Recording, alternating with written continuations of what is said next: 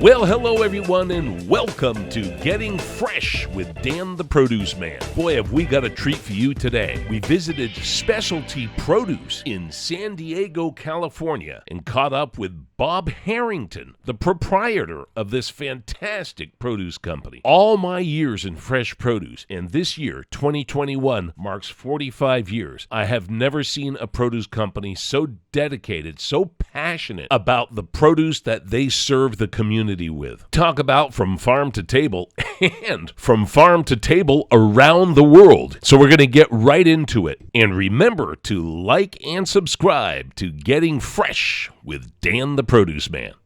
Okay, let's go. Hey folks, Dan the Produce Man here in San Diego at Specialty Produce with the walking encyclopedia of fresh produce, Bob Harrington. Yo, that's you, buddy. So Specialty Produce. Yes. Bob, tell us, man, this is one of the most amazing produce companies. In fact, it is the most amazing produce company I've ever been to. Thank you very much. We work hard. Yeah, it shows. Here, yeah. It's a lot of work, and ideas get passed around all the time, but some stick, some don't. But every day we work on it. And you started all this work when? Originally in 1977, and went full on wholesale in 1988. And in 1977, I started at a retail store.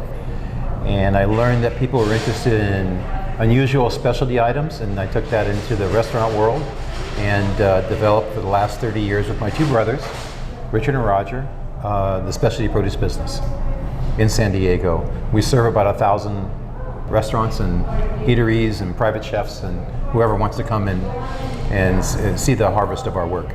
But you also have, besides servicing the chefs and the restaurants, you have a walk-in to the public. Is that correct? Yes, we allow the public to come into our operation, and they can shop at a wholesale warehouse. And oftentimes they'll see the local chef shopping for that day also.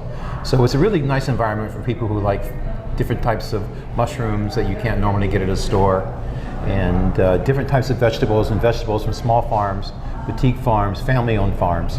And so we have all that here, and we have it displayed for chefs, like a showroom, and also for the public if they want to come in and try out some new things.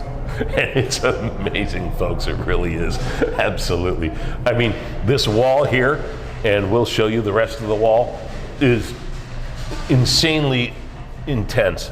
Now, you and I have been in the produce business for the same amount of time. Yes. But you've been all over the world seeking out unusual fruit and vegetables. Yes. And you have compiled one of the most comprehensive, gigantic information center for fresh. Well, I discovered early on that there were a lot of things in the marketplace, and those people who were the purveyors really didn't have enough information. So I started a database in 1996, and since that time we worked on it almost daily, compiling information, writing, rewriting, trying to present the information in a way that chefs can understand and the public can understand, because we think it's important that there's a knowledge base if we're going to be in the business of selling fruits and vegetables. We have people who want it and know about it, know what to do with it, and that's the whole premise of our database and our app, the Specialty Produce app, which is available on Android and iPhone and in the App Folks, Store. Chefs, produce connoisseurs, man, get that app, because once you get that app, you're going to be asking your purveyor for all kinds of things. What's the weirdest?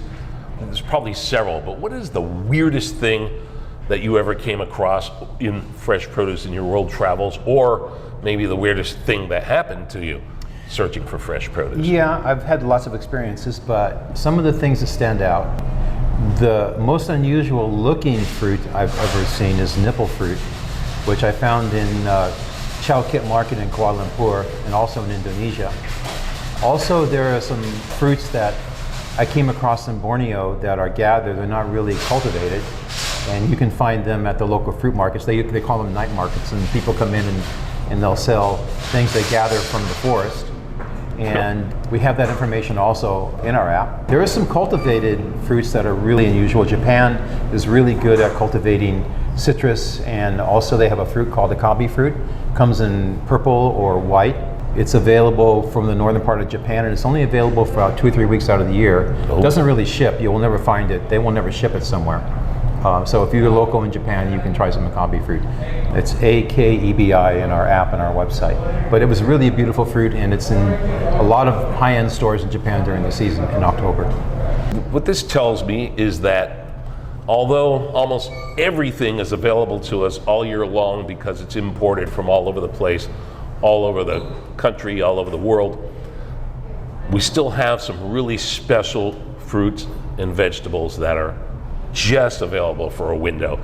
And that's what makes it exciting, because it's anticipation, it's enjoyment while it's here, and then it's like, man, I can't wait till next year. Yeah, it's here and gone. There are so many things that I found, interestingly, I thought would be a quite specialty. Like when I came across for the first time the seedless guavas in Asia, and I saw a few of them. And next year I went back and I went to a different part of Asia, and I saw very large displays of these types of guavas. So a lot of times things look to us like they're very specialized, but really if you go to the right part of the world, it's normal everyday food. And sure, I think that's one of the things that's so interesting, is I'm never bored. I'm always finding new things in new markets. And that's fresh produce for you. You can't get bored in fresh produce unless you're selling Yes. 1 or 2 items every day, or eating 1 or 2 items every day. We encourage you to eat as many items as you can, that's for sure. Yeah, and many parts of the world are going to be known for different things. Like in South America, if you go down into some of the countries there, you can find many different kinds of potatoes. There's all kinds of colorful potatoes and roots that are available there in supermarkets that you'll never see here.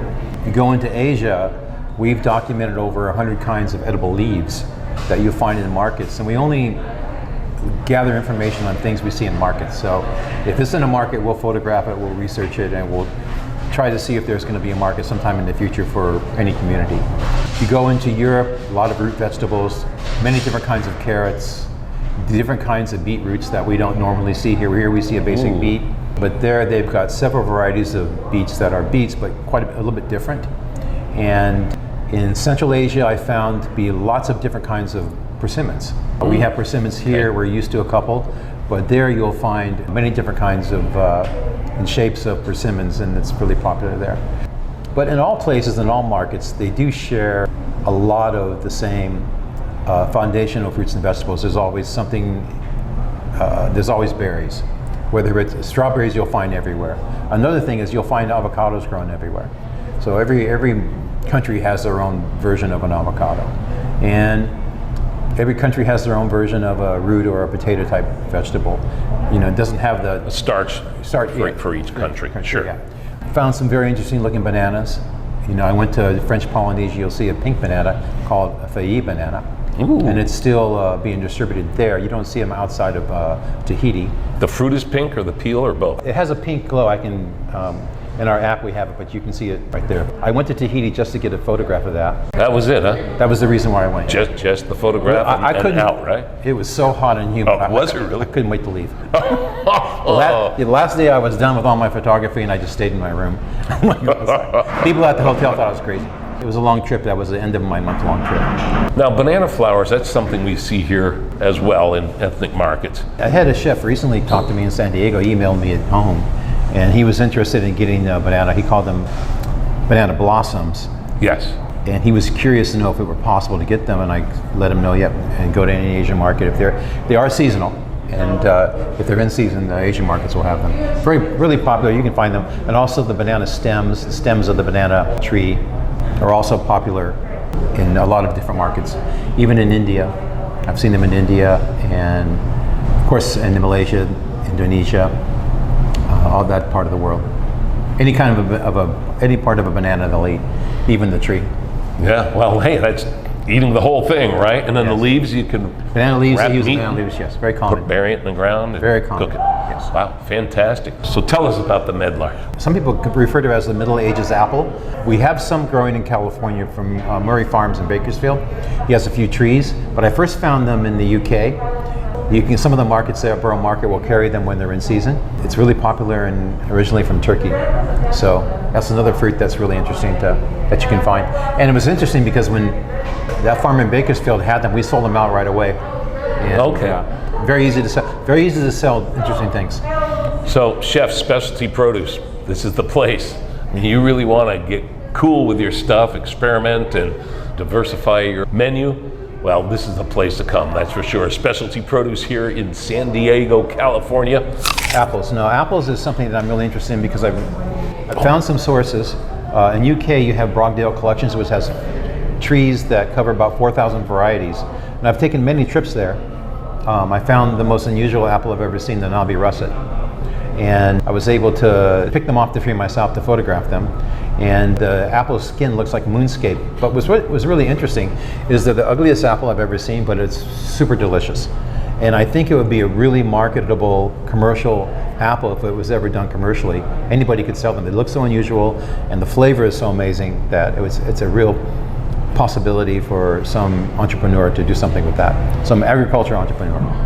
Yeah, look, us being in the produce business know that sometimes the ugliest looking fruit is the best flavored fruit.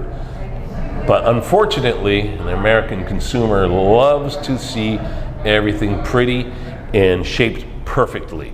Well, that's not how everything grows. So again, if you want a really good experience, folks who've grown up in areas where they've had local crops of things, or apple trees in the neighborhood or in the yard, that varieties that you've never seen in the tree, you know these things.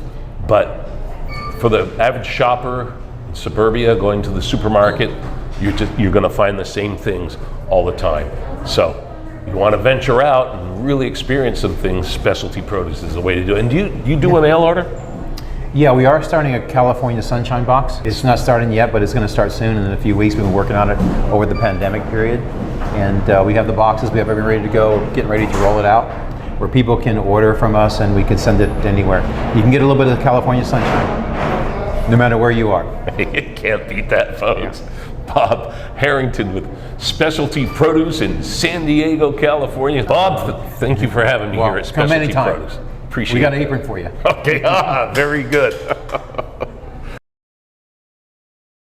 I hope you enjoyed this visit with Bob Harrington from Specialty Produce in San Diego. And if you're ever in San Diego, be sure to stop by Specialty Produce, because you're going to be able to get some things that you most likely haven't seen before and get to experience some different produce items. I want to thank Bob and the entire staff for their generous hospitality while we visited Specialty Produce. A whole lot of hard work and dedication goes into bringing these produce items to the community of San Diego and the surrounding areas. So thank you, folks. We certainly had a fantastic time. It was great. Okay, folks, until next time, this is Dan the Produce Man reminding you to like and subscribe to Getting Fresh with Dan the Produce Man, and also reminding you that it's always best when you get it fresh.